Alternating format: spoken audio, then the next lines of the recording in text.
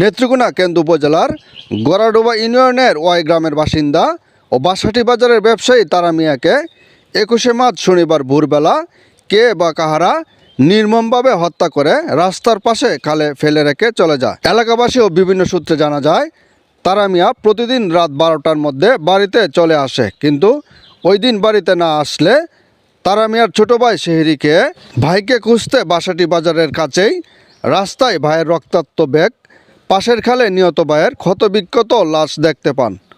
পরে এলাকার লোকজন জড়ো হলে লোকজন কেন্দ্র থানা পুলিশকে খবর দিলে ঘটনাস্থল থেকে তারা মিয়ার লাশ উদ্ধার করে। এ ব্যাপারে কেন্দ্র থানার অফিসার ইনচার্জ মিজানুর রহমান মুঠোফোনে কথা হলে তিনি বলেন, তারা মিয়াকে নৃশংসভাবে দুর্বৃত্তরা হত্যা করেছে বলে প্রাথমিকভাবে আমরা নিশ্চিত হয়েছি।